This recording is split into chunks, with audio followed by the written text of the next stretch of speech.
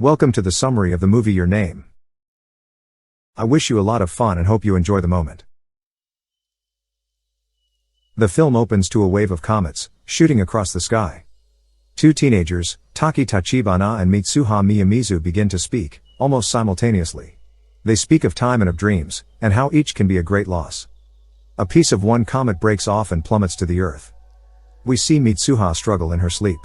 She calls out to Taki, asking him if he remembers. Mitsuha wakes up. But it is not her really. It is Taki, who is freaked out to be in a girl's body. Mitsuha's younger sister Yatsuha comes into her room, noticing her being weird again, and tells her breakfast is ready.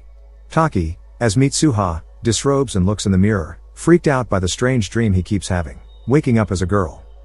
Going downstairs, apparently back to her normal self, Mitsuha eats with Hitoha, who is their grandmother and guardian. Hitoha and Yatsuha note that Mitsuha had been acting weird the day before. They watch a broadcast that notes that a comet not seen for over 1,000 years will be able to be seen in the sky in a month's time. Mitsuha walks to school and meets up with her friends Katsuhiko and Sayaka. As they walk, they see a campaign speech by the local mayor, who is up for re-election. As she walks by, the man screams at Mitsuha to stand up straight. We realize that the mayor is actually Mitsuha's father, estranged from the rest of the family for unknown reasons. At school, Mitsuha flips through a notebook, and finds a note. It reads, "Who are you?" Later, Mitsuha learns that the day before she had forgotten her classroom and where her locker was. This information shocks and surprises her.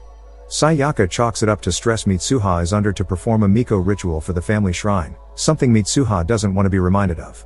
As the three walk home, they bemoan how small their town of Itomori is. There are no restaurants, bookstores, or social scene. Mitsuha herself dreams of graduating school so she can move to Tokyo. Katsuhiko suggests they go to a cafe. The girls scream out excited. In actuality, it is just a vending machine nearby a park bench. Mitsuha goes home, leaving Sayaka with Katsuhiko. Sayaka asks him about his future plans. Katsuhiko says he will most likely just stay in town like he always has after graduation. Mitsuha, Yatsuha, and Hitoha practice the art of kumihimo. Hitoha tells them the importance of what they are creating. The mayor meets with Katsuhiko's father, who is part of the local construction union, in order to get the support of his men for the upcoming election. Katsuhiko is told by his father that he will work with them the following weekend, to his annoyance. The next night, Mitsuha and Yatsuha perform the ritual for their shrine, which includes ritualized dancing and the creation of kuchikamikaze, a sake in which someone chews rice into a paste and spits it back into a bowl, allowing it to ferment into alcohol. A few of Mitsuha's classmates walk by the ritual and mock her, to her annoyance. As they walk home, Yatsuha tells her big sister not to take it so personally, but Mitsuha is losing patience with her life. "I hate this town." She screams out. "I hate this life. Please make me a handsome Tokyo boy in my next life." The next day, Mitsuha wakes up but not as herself. She is in Taki's body. She is quite disturbed to be a boy and all that entails physically. Finding out she has overslept, she quickly gets dressed and heads out, suddenly struck that she is finally walking around Tokyo. Mitsuha, as Taki, arrives to school hours late and is accosted by his friends Shinta and Sakasa, who note that Taki has been acting weird as well. They suggest going to a cafe, and Mitsuha readily agrees as there are none where she lives. Getting a call on Taki's phone, she realizes Taki has a job at a restaurant and she is going to be late. Mitsuha goes to work, but being Taki is harder than it looks. She is unprepared to work in a restaurant, making mistakes all night. It finally comes to a head, when a man tries to con the place for free food. Mitsuha is overwhelmed, and when the man wants to pick a fight, Taki's older co-worker Ms. Okudera comes over and handles the situation, though the man cuts her skirt with a box cutter out of spite. Later, Okudera tells Taki that she followed the handbook to handle the situation, though she wished she could have done something more severe to the man who was clearly conning the restaurant. Noticing the cut in Ms. Okudera's skirt, Mitsuha offers to fix it. Ms. Okudera is charmed by this, saying Taki's has been changing lately, and she is charmed that he now has a feminine side. The next day, Taki is back to normal and knows nothing of the previous day. The staff he works with wants to know more details with his relationship with Ms. Okudera, but he has no idea what they are talking about. Ms. Okudera comes in and tells them all to have a good day, winking at Taki, which makes him blush. By this point, Taki and Mitsuha realize their body-switching dreams are actually happening, and take steps to help out each other if they switch bodies. Writing notes to each other on their smartphones, and in notebooks, they each set ground rules so they don't step on each other's toes.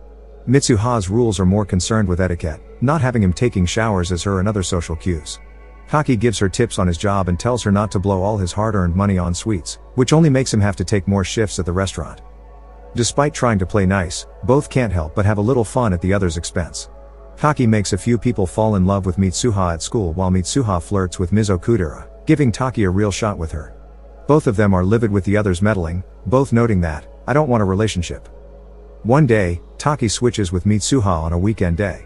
It turns out to be the day Mitsuha, Hitoha, and Yatsuha are traveling to the family shrine far into the forest.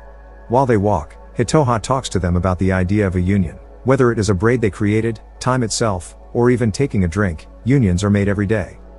The three make it to the shrine and make an offering of the sake they made during the ritual. Taki wakes up. Checking his phone, he notices a text from Mizo Kudera, saying she can't wait to meet him. Confused, he checks the notes in his phone, and realized that Mitsuha had set him up on a date with Mizo Kudera. 15 minutes from then. Taki quickly gets dressed and races out of his house, racing to meet her. Meanwhile, Mitsuha gets ready for her day, using her braid to tie up her hair. She realizes Taki and Mizo Kudera are most likely on their date at that moment. She looks into the mirror and sees that she is crying. She is surprised at first but then realizes the truth. She wanted to have that date with Taki herself. Try as she may, she is beginning to fall for a boy she has never met. Taki meets up with Mizo Kudera and go to a nice, if expensive restaurant. Though they both share a mutual crush, Taki is nervous and unsure how to act. His mind is somewhere else. At one point, they look at a photo display, and Taki is taken by a group of shots that remind him of Mitsuha's town. Mizo Kudera comes up to him and pointedly states she became more attracted to him once he started acting odd, but he has changed again. He has become someone else.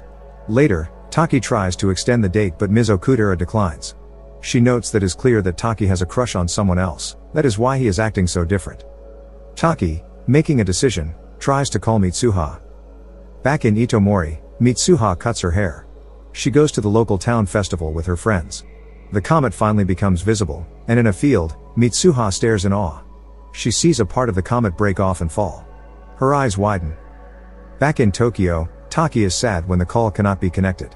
He wishes they could switch again, but after that night, it never happened again. Days pass, and Taki goes through the motions. He begins to sketch Itomori from memory, trying desperately to figure out where she lives, with little luck. One day, he decides to leave the city to find the town and finally meet Mitsuha. Tagging along are Mizo Kudera and Sakasa, who are there for moral support. They are curious and charmed by Taki's mystery girl, while Taki must be coy about how he met her. The trio travel many places but no one knows the town Taki has drawn. About to give up, Taki and his friends stop at a local restaurant. The owner recognizes the place as Itomori, but when Taki asks how far away it is, the owner goes silent for a moment before explaining 3 years before the town was destroyed by a comet fragment, killing over 500 people. Taki is taken to the outskirts of Itomori where he sees little left of the town. He tries to show his friends the notes Mitsuha left for him on his phone, only for them to disappear. He doesn't know what to think. The trio goes to a local library and sees the reports about the tragedy and the list of the dead. Mitsuha, her sister, and her friends are among the dead. Taki is shocked and heartbroken. He is somehow linked to a dead girl, who died 3 years ago. The three get a hotel room for the night. Sakasa asks Mizo Kudera's opinion on Taki's recent behavior and what he claims about Mitsuha. Mizo Kudera, while admitting it is all strange, notes she always found Taki to be nice, but he became even a better person because of this girl. Later that night, Mizo Kudera and Taki talk. She notices a braid on Taki's wrist. Taki says he got a few years ago, but he doesn't remember who gave it to him or why, though he wears it often for good luck. As he sleeps, Mitsuha calls out to him to remember. The next morning, Mizo Kudera wakes up to find a note from Taki to tell them to go home without him. He has to go somewhere first. Taki travels to Itomori, and finds his way to the shrine of Mitsuha's family, still intact. He travels inside and finds the sake Mitsuha and her sister left. Taki thinks if he drinks some of her sake, he can make one last connection and perhaps save her. Taki drinks some, but as he stands up, he trips and falls.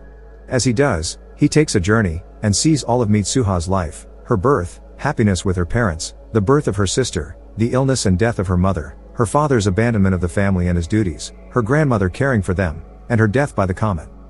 Taki wakes up in Mitsuha's body. He realizes he has one last chance.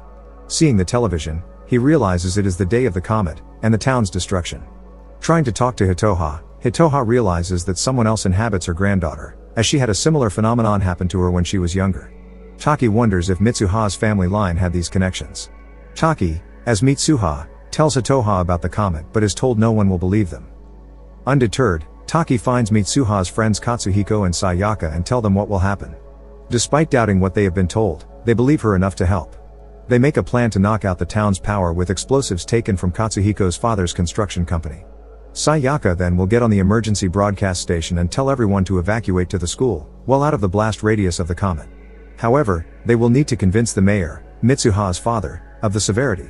Taki goes to Mitsuha's father, but all the man can see is that his daughter has gone insane and orders her to see a doctor. Enraged, Taki grabs him by the tie and screams, "You son of a," but they both stop. "Who are you?" Mitsuha's father asks, also seeing that his daughter is not standing before him. Nevertheless, the warning falls on deaf ears. Taki, thinking his body with Mitsuha inside is near the shrine, races up there to meet her. Meanwhile, Mitsuha wakes up in Taki's body in the present day and sees the town destroyed. "Does that mean I died?" she asks. Mitsuha remembers the day she went to Tokyo, hoping to meet Taki, thinking that even though they were technically strangers, if they were to meet, they would know their connection. By chance she met him on the train, though he did not recognize her. Heartbroken, she leaves the train, but Taki senses something and calls out to her. She takes out her braid and flings it to him, asking him to remember her name. She was the one who gave him the braid and thus linked them together. Taki and Mitsuha finally are at the shrine, but cannot see each other, being separated by time itself. However, during the magic hour in a certain spot, they can finally see each other, and meet for the first time. Taki returns her braid and she ties up her hair. Taki suggests they write each other names on their hands so they won't forget. Taki writes his, but when she goes to write her name, the connection is broken. Taki wakes up, back in his body, on the outskirts of the still destroyed Itomori. He cannot remember why he came there, or the name of a girl that haunts him. He heads home to Tokyo. Back in the past, Mitsuha, knowing what will happen, enacts her plan with her friends. They blow up the power grid with explosives, switching on emergency power. Sayaka then tells the entire town of forest fires in an effort to get people to the school. Though some take heed of the warning, not enough people do. Plus, the mayor is trying to figure out who is sending out this false warning. Eventually, Sayaka is caught and the warning is turned off. Katsuhiko tells Mitsuha that unless she is able to convince her father, everything is lost. Mitsuha begins to run, but becomes increasingly despondent as she cannot remember Taki's name. She trips and falls, looking at her hand. She sees that Taki, instead of writing his name, wrote "I love you" instead. Shocked and in tears, she continues to run, before reuniting with her father in a building. The comet fragment still hits the town, destroying it. 5 years later, Taki has graduated from high school and college, and is now trying to enter the workforce as an architect. However, his passionate and idealistic views on preserving cities in case of disasters make him look foolish to interviewers, which lead him to get few if any offers. Taki gets a call from Ms. Okudera, asking to meet up.